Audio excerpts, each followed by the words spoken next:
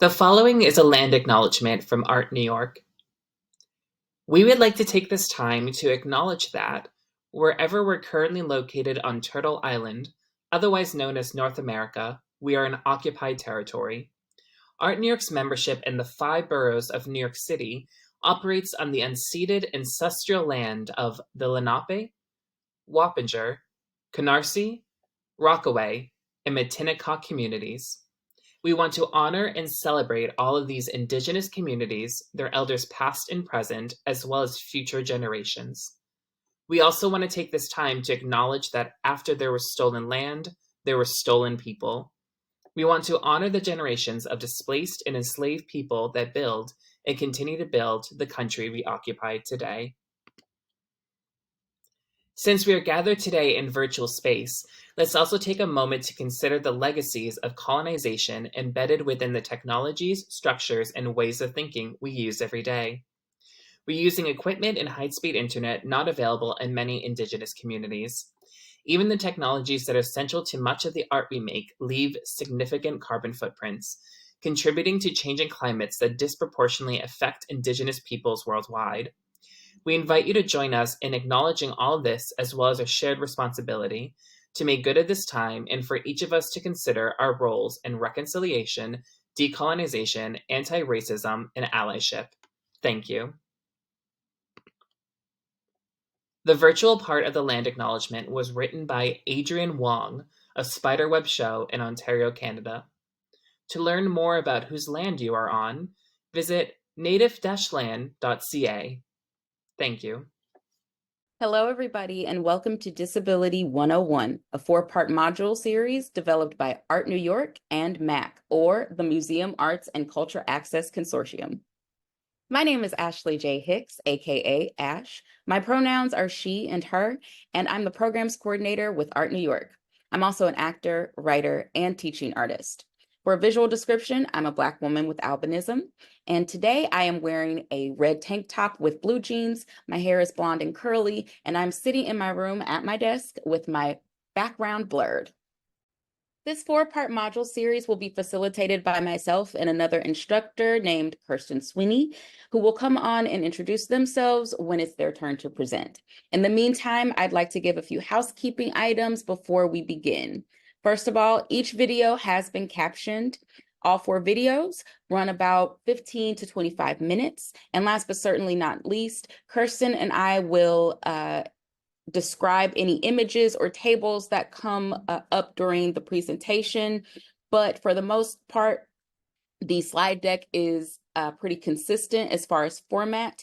It is either red, white, or black font on a red or white background. So for instance, we have our title slide here, Disability 101, and right under that is what is disability? That is in white text on a red background. And in the left and right hand bottom corners of this slide are the A.R.T. New York and MAC logos. What is this webinar? So the Disability 101 webinar is a series of 4 video modules exploring the basics of disability. The name of the 4 modules are What is Disability? Disability and Theater, The Language of Disability, and Anti-Ableism and Disability Justice.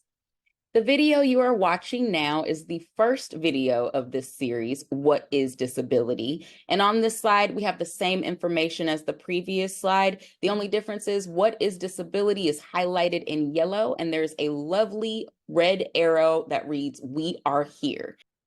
On this slide, we have our goals. So over the next 4 modules, you will develop an understanding of disability as it relates to Western American society and as it relates to theater. You will become familiar with common terms and themes so that we will be better equipped for future in-depth conversations about disability and access. But what this workshop is not is an accessibility workshop or a place to solve problems. So let's start with the central question, shall we? What is disability? It seems like a pretty basic question, but the answer is not as simple as one might think. According to the CDC, approximately 26 of the US population has a disability. Now, that's 1 in 4 people. There is no singular definition of what disability is, but for our purposes, we're going to go over a few of the more prominent ones. And as we're reviewing these definitions, see if you can find any common threads. So the CDC defines disability as any condition of the body or mind that makes it more difficult for a person with the condition to do certain activities and interact with the world around them. Oxford English Dictionary defines a disability as a physical or mental condition that limits a person's movements, senses, or activities. And last but not least, the Americans with Disabilities Act defines disability as a physical or mental impairment that substantially limits one or more major life activities. So these are just some of the major definitions that guide our society on how to understand disability. Did you notice anything that all of them have in common? Well, each of them focus on the limitation or the difficulty when it comes to disability. And when we're trying to understand disability, solely focusing on a limitation or an impairment makes it to where disability is seen as something that is bad or less desirable, and people with disabilities become treated like second-class citizens. We will explore other options for defining disability later in the series, but for now, we're going to go over a few facts about disability to get a better understanding of what disability is. So definitions can be subjective, right? It really depends on who's doing the defining. So here are a few facts about disability to help paint a clearer picture. Anyone can be disabled or become disabled at any time, and almost all people will become temporarily or permanently disabled at some point in their lives. The second fact on this slide is a person can have multiple disabilities, and a single disability can impact someone's life in many different ways. Additionally, no two people with the same disability have the exact same experience of that disability. So for instance, I am someone who is visually disabled. Me and another person who shares the same disability, we're not going to experience it the same way. We're not going to have the same access needs. We're not going to live our lives in the same way as each other, if that makes sense. Disability can impact senses, cognition, stamina, bodily functions, mobility, communication, and physicality. And for a visual description of this slide, each of these things has been listed out with an icon of the number next to each. Alrighty, I'm going to pass it off to Kirsten Sweeney to take you through the models of disability. My name is Kirsten Sweeney. I use they or she pronouns, and I am one of the co-chairs of MAC, the Museum, Arts, and Culture Access Consortium. I am a non-binary autistic person with light skin. I have glasses with red frames and short dark hair. And I'm wearing a dark green sweater with white speckles all over it. And now we are going to talk about some models of disability. A model is basically a way of thinking about or understanding what disability is. There are many, many models of disability, many different ways of understanding what disability is. We are just going to talk about 3 of them today. And we are going to start by talking about the medical model of disability. So on my screen, I have the heading medical model in red at the top. And then in the center is a red silhouette of a human standing. There are 4 boxes of text floating around this person with arrows pointing inward from each box to the person in the center. So each of these boxes contains some information, some features, defining features of the medical model of disability. So the medical model really understands disability as a deficiency or abnormality, as something that is wrong, that is abnormal. And more so, it understands disability as something that's very individual, that it comes from a person's impairments or differences. Disability is a result of something deficient or wrong, abnormal with that person's body or mind. Under the medical model, we understand disability as a problem that has to be fixed. And only a medical professional can, quote unquote, fix that problem, can fix the disabled person, bring them closer to the quote unquote norm. So the medical model has been for centuries and to this day in the Western world, really the dominant model by which disability is understood, at least in sort of mainstream society, mainstream culture. Disability has been, for certainly as long as any of us can remember, understood by mainstream society overall as something wrong with the person and something that needs to be fixed. Recently, over the past several decades, and particularly within disability community spaces, although now starting to sort of bleed out into mainstream culture, has been acceptance of the social model of disability. So on the screen, I have the same silhouette of a person with the 4 boxes floating around them, but this time the arrows are pointing outward from the person to the box rather than inward into the person, sort of demonstrating how the social model posits that disability is not sort of an internal problem with the person, but an external problem with society.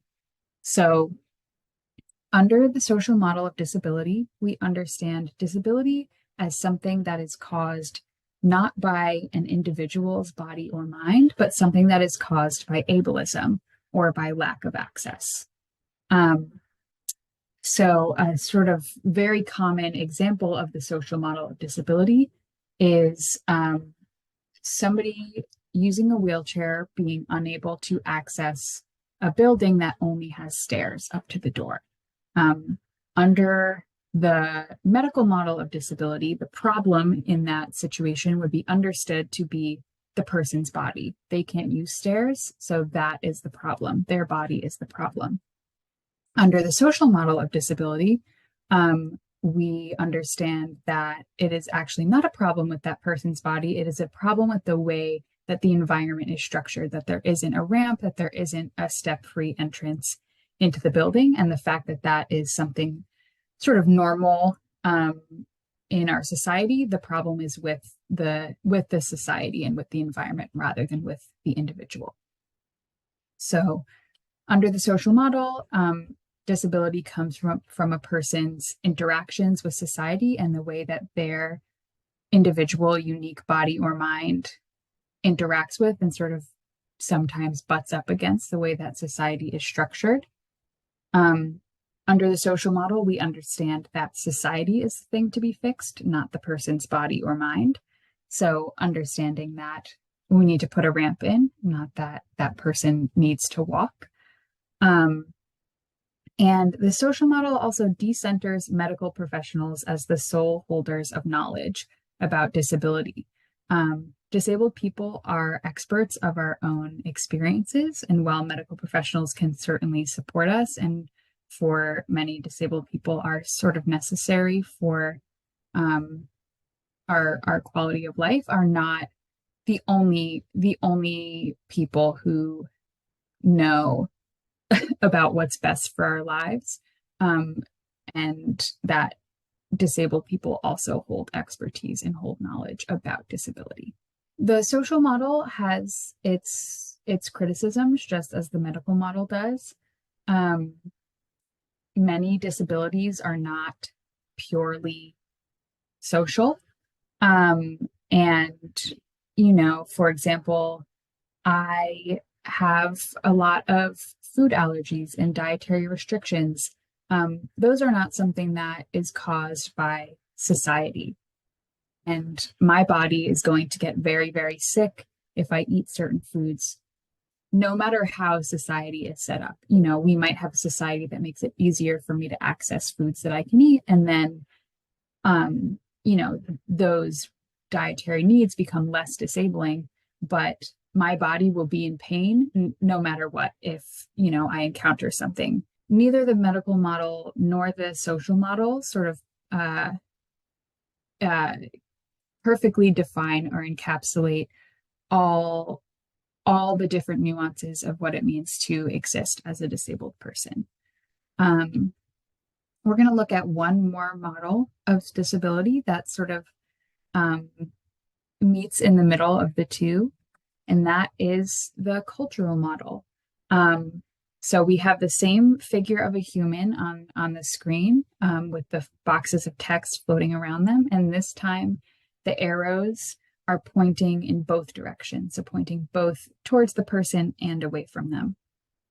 Under the cultural model, we understand that disability is a natural and neutral part of the human experience. Neutral meaning that it's not something that's wrong or abnormal. It's just that every body and mind is different. And neutral in the sense that it is not an overwhelmingly positive or an overwhelmingly negative experience to be disabled. It's just an experience like anything else.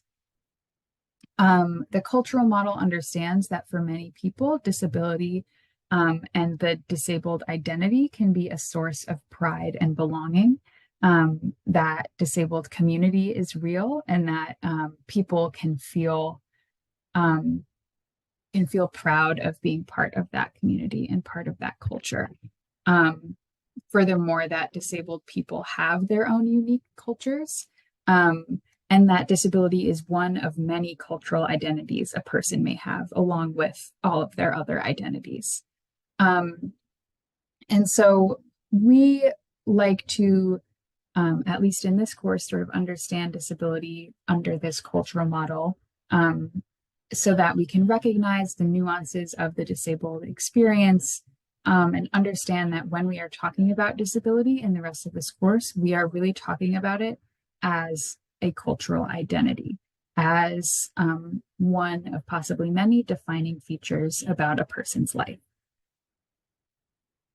Those are just a few models of disability. There are many more. Feel free to do some further reading if you're interested. But, I think it's hard to define disability in one single way, but these models can help us understand the different ways that we perceive disability and understand what it is. All right, so that concludes this first module. In our next module, we will be talking about disability and theater. Thank you for joining us, and we'll see you in the next one.